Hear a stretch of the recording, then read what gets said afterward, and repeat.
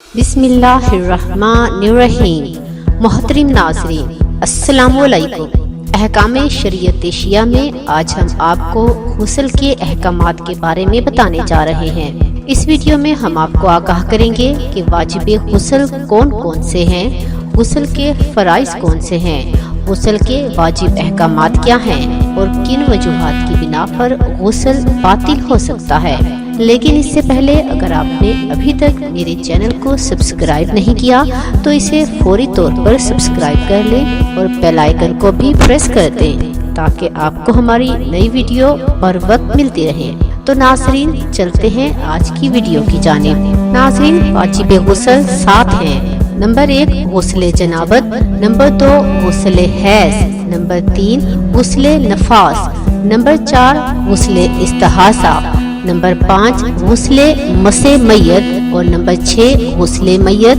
Number 7 वो गुस्ल जो मन्नत या कसम वगैरह की वजह से वाजिब हो जाए और अगर चांद या सूरज को मुकम्मल ग्रहण लगा हो और मुकल्लफ जानबूझकर नमाज आयात ना पढ़े यहाँ तक कि नमाज कज़ा हो जाए तो एहतियात वाजिब की बिना पर ज़रूरी है कि इसकी कज़ा के लिए गुस्ल करे।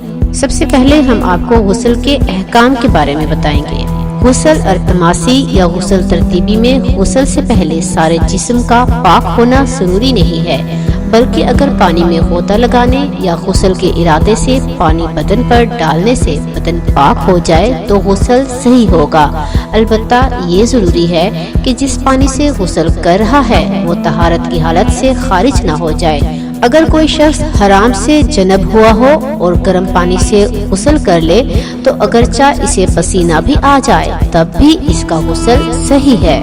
गुस्ल में बाल बराबर बदन भी अगर अनधुला रह जाए तो गुस्ल बातिल है, लेकिन कान और नाक के अंदरूनी हिस्सों का और हर इस चीज का धोना जो बातिन शुमार होती है वाजिब नहीं है। अगर किसी शख्स को बदन के किसी हिस्से के बारे में शक हो कि इसका शुमार बदन के ज़ाहिर में है या बातिन में तो जरूरी है कि इसे धो ले। अगर कान की बाली का सुराख या इस जैसा कोई और सुराख इस कदर खुला हो कि इसका अंदरूनी हिस्सा बदन का ज़ाहिर शुमार किया जाए तो इसे धोना जरूरी है, वरना इसका धोना जरूरी नहीं है। जो चीज बदन तक पानी पहुंचने में माने हो जरूरी है कि इंसान इसे हटा दे। अगर इसके हट जाने का यकीन करने से पहले गुस्ल करे तो इसका गुस्ल बातिल है। अगर गुस्ल के वक्त किसी शख्स को शक गुजरे कि कोई ऐसी चीज इसके बदन पर है या नहीं जो बदन तक पानी पहुंचने में माने हो तो जरूरी है कि छानबीन करे हत्ता के मुतमईन हो जाए कि कोई ऐसी रुकावट नहीं है। गुस्ल में इन छोटे छोटे बालों को जो जुज़्वे बदन शुमार होते हैं धोना जरूरी है और लंबे बालों का धोना वाजिब नहीं है, बल्कि अगर पानी को जिल्द तक इस तरह पहुंचाए कि लंबे बाल तर ना हो तो गुस्ल सही है। लेकिन अगर इन्हें धोए बगैर जिल्द तक पानी पहुंचाना मुमकिन ना हो तो इन्हें भी धोना जरूरी है ताकि पानी बदन तक पहुंच जाए। वो तमाम शराइत जो वजू के सही होने के लिए बताई जा चुकी हैं, मसलन पानी का पाक होना और गस्बी ना होना, वही शराइत गुस्ल के सही होने के लिए भी हैं। लेकिन गुस्ल में ये जरूरी नहीं है कि इंसान बदन को ऊपर से नीचे की जानिब धोए। इलावा से गुस्ल तरतीबी में ये जरूरी नहीं कि सर और गर्दन धोने के बाद फौरन बदन को धोए।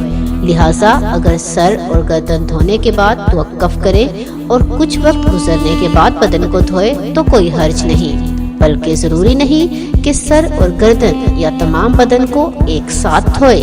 बस अगर मिसाल के तौर पर सर धोया हो और कुछ देर बाद गर्दन धोए तो जायज है। लेकिन जो शख्स पेशाब या पखाना के निकलने को ना रोक सकता हो तहाँ इसे पेशाब और पखाना अंदाजन इतने वक्त तक ना आता हो कि गुस्ल करके नमाज पढ़ ले तो जरूरी है कि फौरन गुस्ल करे और गुस्ल के फौरन बाद नमाज पढ़ ले।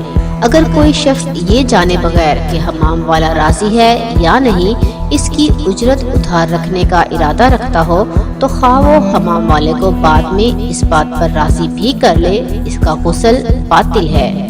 اگر حمام والا ادھار پر غسل کی اجازت دینے کے لیے راضی ہو لیکن غسل کرنے والا اس کی اجرت نہ دینے یا حرام مال سے دینے کا ارادہ رکھتا ہو تو بھی اس کا غسل باطل ہے۔ اگر کوئی شخص حمام والے کو ایسی رقم بطور اجرت دے جس کا خمس ادا نہ کیا گیا ہو تو اگرچہ وہ حرام کا مرتکب ہوگا لیکن بظاہر اس کا غسل صحیح ہوگا اور مستحقین کو خمس ادا کرنا اس کے ذمہ رہے گا۔ اگر کوئی شخص شک کرے کہ اس نے غسل کیا ہے یا نہیں تو ضروری ہے کہ غسل کرے، لیکن اگر غسل کے بعد شک کرے کہ غسل صحیح کیا ہے یا نہیں تو دوبارہ غسل کرنا ضروری نہیں۔ اگر غسل کے دوران کسی شخص سے حد سے اصغر سرزد ہو جائے، مثلا پیشاب کرتے، تو اس غسل کو ترک کر کے نئے سرے سے غسل کرنا ضروری نہیں ہے۔ اگر وقت کی تنگی کی وجہ سے مکلف شخص کا فریضہ تمیم ہو لیکن اس خیال سے کہ غسل اور نماز کے لیے اس کے پاس وقت ہے غسل کرے، اگر اس نے غسل قصد قربت سے کیا ہے تو اس کا غسل صحیح ہے اگرچہ اس نے نماز پڑھنے کے لیے غسل کیا ہو۔ جو شخص جنب ہو اگر وہ نماز پڑھنے کے بعد شک کرے کہ اس نے غسل کیا ہے یا نہیں تو جو نمازیں وہ پڑھ چکا ہے وہ صحیح ہیں، لیکن بعد کی نمازوں کے لیے غسل کرنا ضروری ہے۔